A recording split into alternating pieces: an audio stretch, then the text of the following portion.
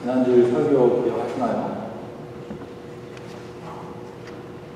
저도 그렇게 큰 기대가 없지만 지난주 설교는 사실 교회에서는 잘 듣기 어려운 주제의 설교였습니다. 하나님께서 우리를 사랑하시는데 그 방식이 우리가 생각하는 방식과는 조금 다르다라는 이야기를 했죠. 강력하고 능력있고 또 주도적으로 하시는 대신에 약하고 기다려주시고 심지어 어떤 때는 무능력해 보이기까지 한다고 했습니다. 이 사랑의 방식을 대표적으로 보여주시는 것이 십자가입니다. 하나님을 떠난 우리를 잡아 끌어서 강제로 돌아오게 하시거나 또 죄악으로 가득 찬 세상을 강력한 힘으로 한 번에 변화시키는 대신에 하나님은 자신의 아들을 십자가에 못 박으셨다는 겁니다. 사람들이 보기에는 실패한 것 같고 무능력해 보이는 방법을 택하시는 거죠. 심지어 십자가에서 자신의 아들 예수님께서 고통받고 죽어가실 때 하나님은 완벽하게 침묵을 지키십니다. 우리의 현실에서도 이와 비슷하게 하나님이 경험되기도 한다 말씀드렸습니다. 하나님을 절실히 필요로 하는 어려운 순간에 하나님께서는 침묵을 지키고 계실 때가 있다라는 것이죠. 하나님의 개입이 필요하다고 여겨질 때 마치 손을 놓고 계신 것처럼 여겨지기도 합니다. 세상은 불의로 가득하고 악한 사람들이 잘 살고 있는데 하나님은 전혀 상관없는 분처럼 느껴지기도 한다는 겁니다. 이런 경험을 하게 되면 우리 약한 믿음은 쉽게 흔들리게 되는 거죠. 하지만 이것이 하나님께서 우리를 사랑하시고 세상을 섭리해 가시는 방식이라는 겁니다. 문제를 한꺼번에 해결해 주시는 대신에 우리가 생각하지 못하는 방식과 때에 하나님께서는 문제를 풀어 가십니다. 고통을 없애주시는 대신에 그 고통에 함께 참여하십니다.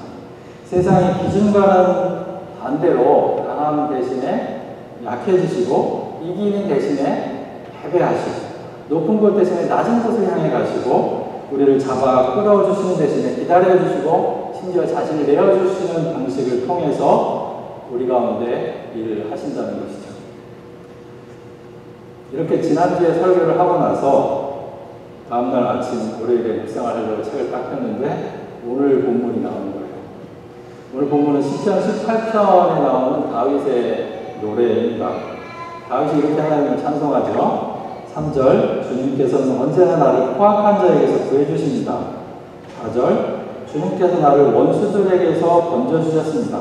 7절 내가 고통 가운데서 주님께 부르짖고 나의 하나님을 바라보면서 부르짖었더니 주님께서 그의 성전에서 나의 간구를 들으셨다. 주님께 부르짖은 나의 부르짖음이 주님의 귀에 다다랐다. 이렇게 이야기합니다. 어려운 가운데서 부르짖었더니 주님께서 들으셨다라는 겁니다. 들으셨을 뿐만 아니라 개입하셔서 원수들로부터 자신을 구해주셨다 고백하고 있습니다. 어려운 가운데서 침묵하시는 하나님이 아니라 전능하신 하나님의 모습입니다. 지난주 설교랑 완전히 상반되는 내용이죠. 어떤 게 맞을까요? 전능하신 하나님과 침묵하시는 하나님, 서로 반대되어 버리는 이 두 가지의 하나님의 개념을 어떻게 우리는 조화시킬 수 있을까요?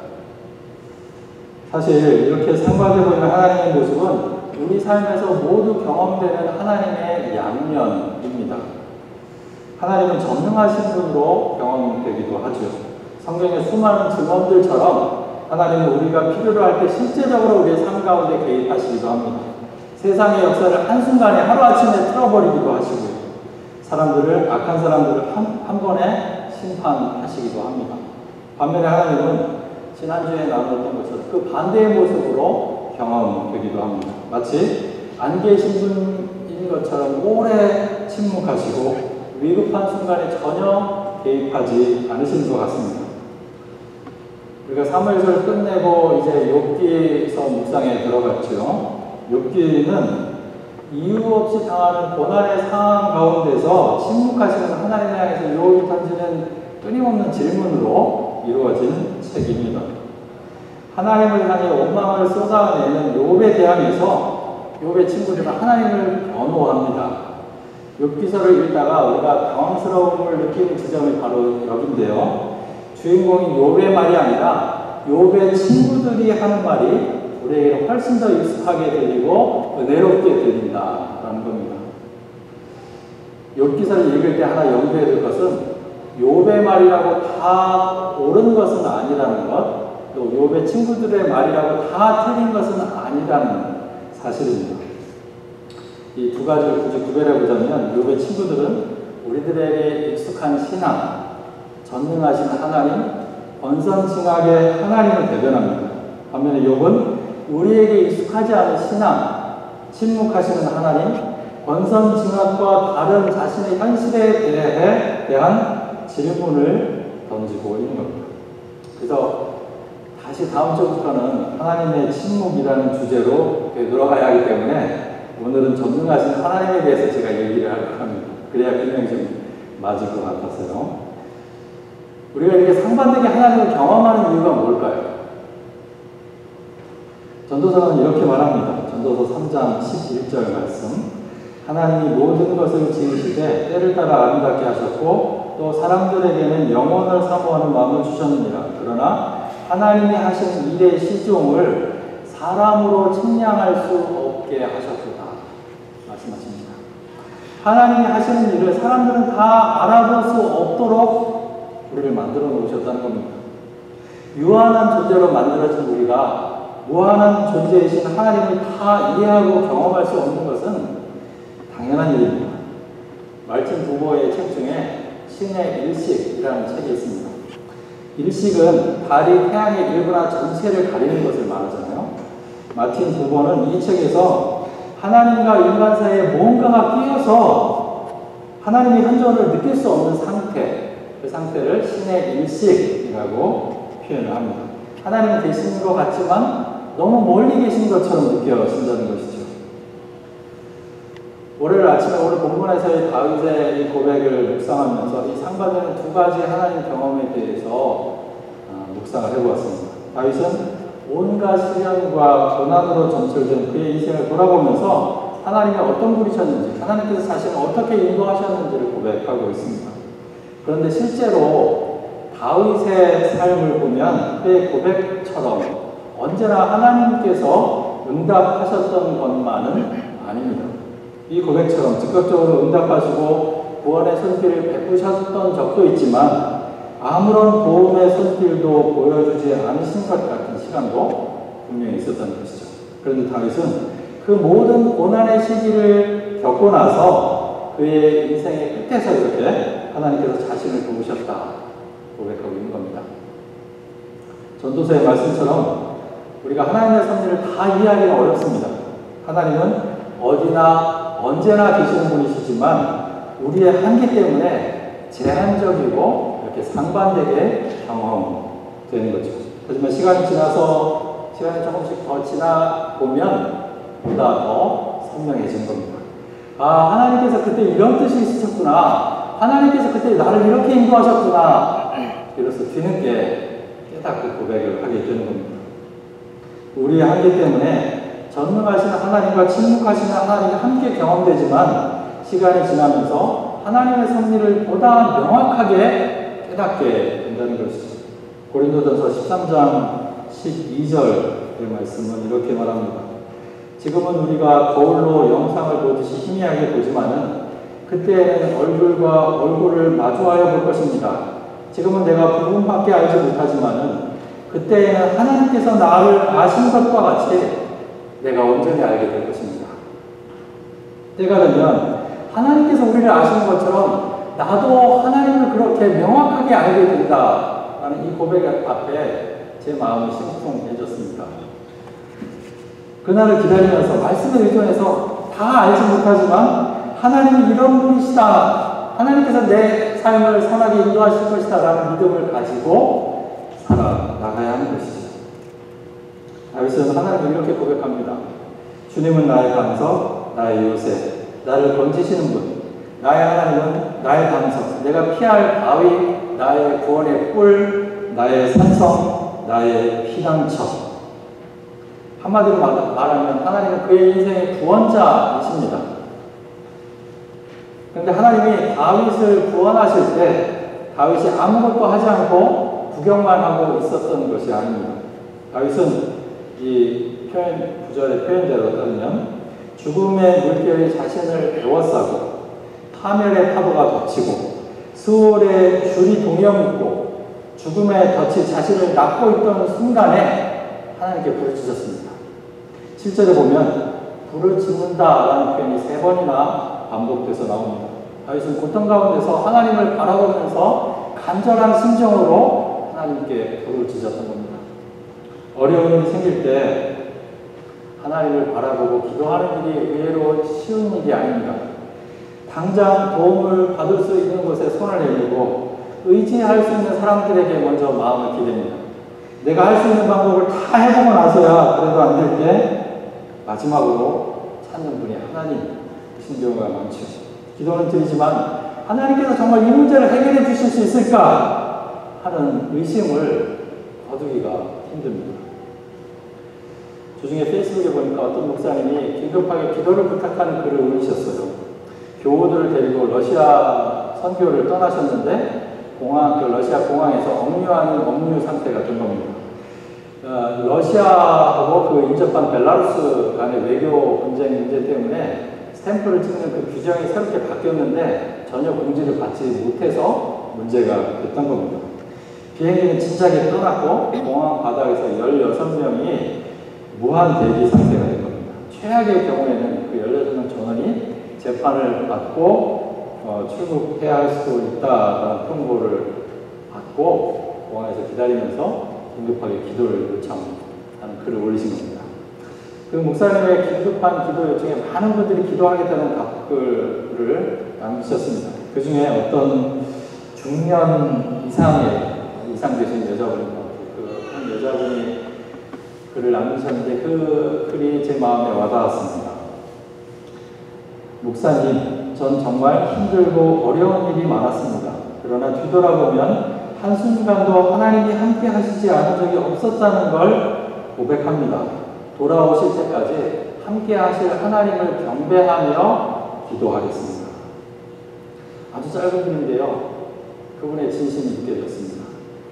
그분 역시 그분의 삶을 뒤돌아보고 나서야 하나님께서 자기 삶에 한순간도 함께 하시지 않은 적이 없었다는 것을 깨달은 것이죠. 그리고 미리 응답하실 하나님을 경배하면서 기도를 드리고 있는 겁니다. 이런 분들의 기도 덕분인지 목사님과 교우들은 11시간 만에 그 공항을 무사히 벗어날 수 있었다고 합니다. 부르짖는다라는 말은 기도의 형태를 말하는 것이 아닙니다. 절규하듯이 목소리를 높여야 하는 게 아니라 우리 마음 가장 깊은 곳에 진심을 담아내는 기도를 말합니다. 말 그대로 부르짖을 수도 있고요. 또 때로는 정반대로 침묵으로 기도할 수도 있습니다. 하지만 고통 가운데서 흔들리는 내 존재의 심연을 하나님 앞에 그대로 드러내놓는 것이 핵심입니다. 그럴 때 우리는 우리가 처한 상황을 객관적으로 보게 되고 하나님의 시각으로 내가 처한 상황들을 바라보게 됩니다.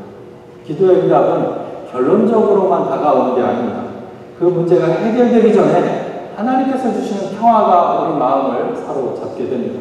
그리고 하나님의 선하신 인도하심과 도우심을 신뢰하면서 어려운 가운데서 한 걸음 한 걸음 발을 옮길 용기를 가지게 되는 것이죠.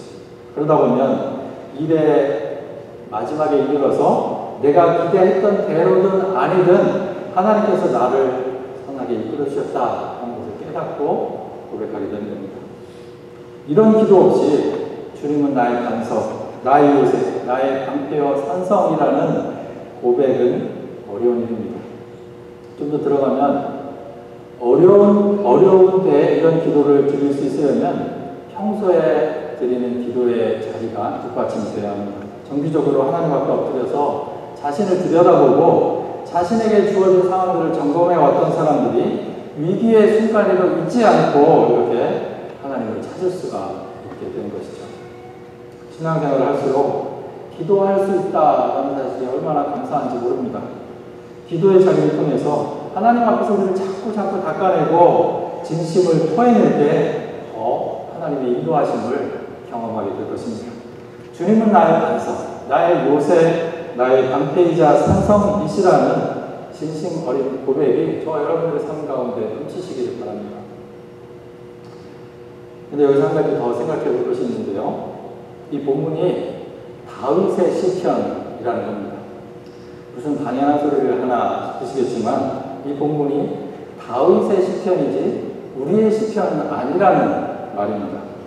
이 고백이 아무리 은혜롭고 좋아도 나의 고백은 아닌 겁니다. 내가 경험하고 내가 부르는 시편이 있어야 한다는 것이죠. 가끔 교회에서 무슨 모임의 이름을 지어야 할 때 자꾸 성경에서 나오는 이름들을 따다가 붙이려고 합니다. 교회 모임이니까 그래야 할 것 같고 그러면 왠지 더 신앙적인 것 같아 보이기도 합니다. 에베네셀, 임마누엘, 마라나타 뭐 이런 이름들은 그래도 비교적 좀 잘 알려져 있는 이름이죠. 근데 처음 들어보는 것 같은 이름들도 상당히 많습니다. 마하나임, 아두나임, 또 뭐 있나요? 이런 것들. 그냥 예쁜 우리말 있잖아요. 그 모임의 의미들을 잘 드러내고 예쁜 순우리말로 갖다가 이름을 지으면 더 좋을 것 같은데 그러면 왠지 교회에서는 그러면 안 될 것 같고 왠지 덜 신앙적인 것 같이 느껴지기도 합니다. 우리가 부르는 찬양도 그렇죠. 특히 한국에서 나오는 컨템포러리 찬양이나 성가대가 부르는 성가곡들이 그렇습니다. 성경의 본문들을 그대로 따다가 가사로 붙이는 경우들이 참 많습니다. 그러면 왠지 말 그대로 성가, 거룩한 노래, 또 찬양이 될 것 같이 여겨집니다. 그런데 성경은 이미 수천 년 전의 언어입니다. 그걸 현대로 그대로 가져다 쓰니까 점점 어색한 경우들이, 어색한 찬양의 고백들이 생겨날 수밖에 없는 거죠. 오늘 본문도 가만히 들여다보시기 바랍니다. 반석, 요새, 방패, 구원의 뿔, 산성 이런 말들은 사실 요즘은 사용하지 않는 그런 표현들이죠.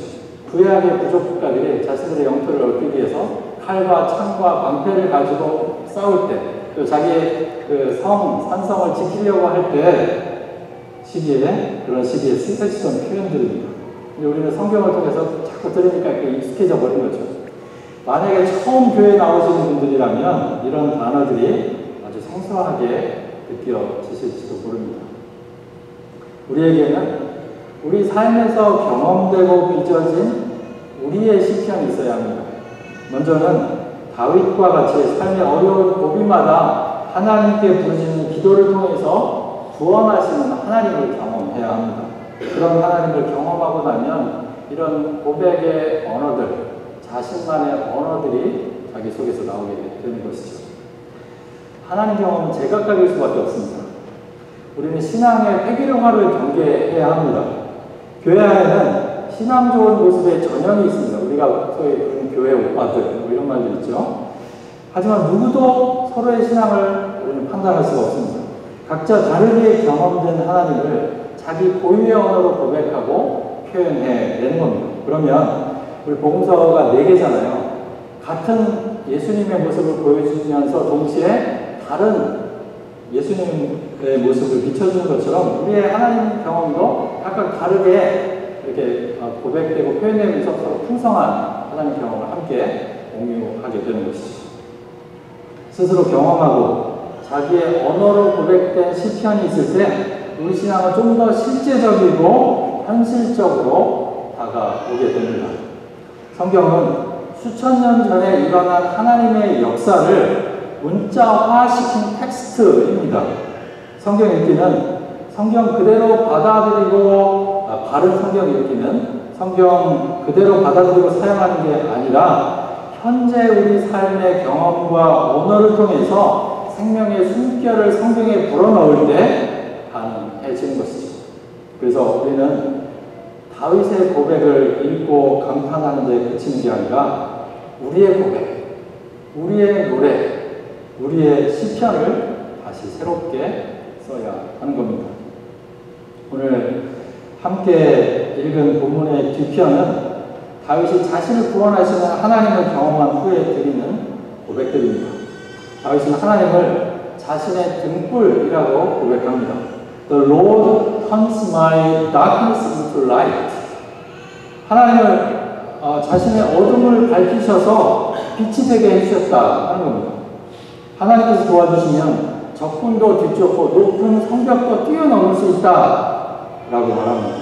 자기 능력으로는 할 수 없는 일을 하나님을 의지해서 할 수 있다 라는 고백입니다. 그래서 다윗은 하나님께서 하시는 일은 완전하며 하나님의 말씀은 신실하다 라고 고백합니다. 아까 소개했던 여자분의 고백이 생각나는 말이죠.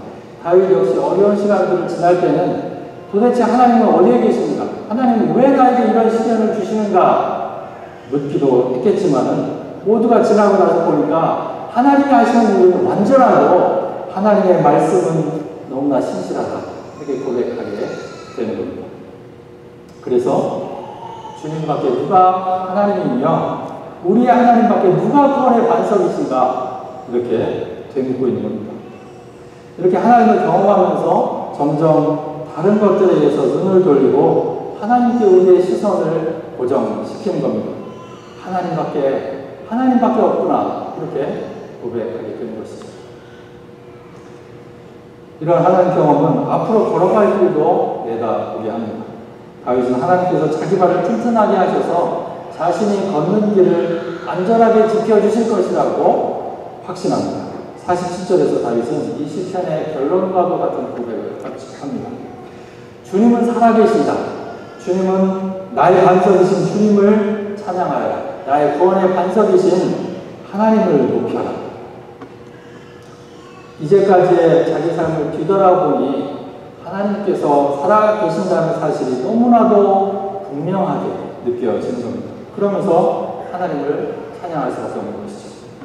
찬양은 예배의 분위기를 고조시키기 위해서나 설교를 잘 듣도록 준비시키기 위한 도구가 아니죠. 찬양은 자기 삶에서 하나님의 구원을 경험한 사람들이 마지막에 하게 되는 고백입니다. 하나님을 경험하고 하나님이 살아계시다는 사실을 깨닫고 나면 우리는 하나님을 찬양하는 일밖에 할 수 없다는 사실을 알게 되는 것이죠. 그래서 찬양은 우리 예배의 가장 핵심적인 파트가 되는 겁니다. 다윗의 시편을 읽고 묵상했다면 이제 우리는 우리의 시편을 써야 합니다. 우리는 모두 각자 헤쳐나가야 할 삶의 파도 앞에 서 있는 사람들입니다. 각자의 삶의 자리에 하나님을 기억하고 부르짖는 기도의 자리가 있으시길 바랍니다. 간절한 마음으로 찾는 이들을 하나님은 외면하지 않으실 겁니다. 때로 하나님께서 침묵하신 것 같을 때가 있을 것입니다. 그럴 때 이 다윗의 시편 뒷부분을 기억하시기 바랍니다. 지금은 거울로 보는 듯이 희미하게 보이지만 언젠가 얼굴과 얼굴을 마주대하면서 주님께서 나를 아시듯이 나도 그렇게 하나님을 알게 될 날이 올 것입니다. 그분을 믿고 여러분 앞에 놓여있는 삶의 파도들을 넘어가실 수 있기를 바랍니다. 여러분의 기도 가운데서 사람의 헤아림을 뛰어넘는 하나님의 평화가 여러분의 마음과 생각을 그리스도 예수 안에서 지켜주실 것입니다. 기도를 드리시죠.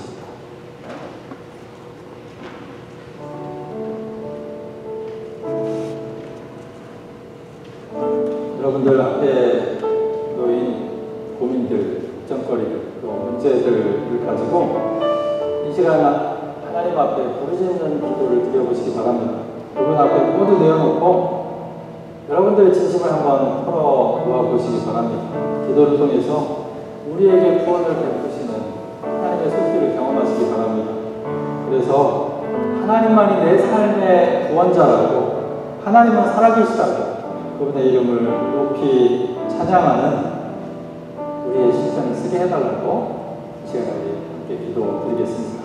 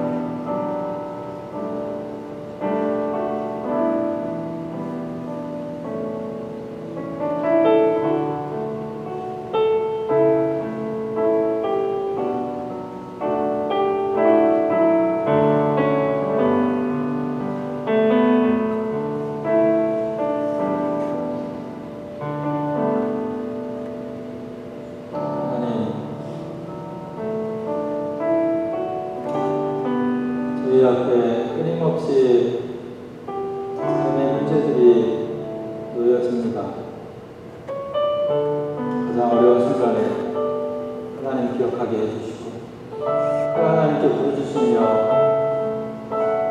하나님의 도움을 구할 수 있는 믿음을 저희에게 허락하여 주십시오. 그래서 우리의 삶을 구원하고 우리를 인도하시는 그 하나님을 경험하고 하나님을 찬양하는 우리만의 시편을 날마다 부르고 고백하는 저희들이 되게 해주십시오.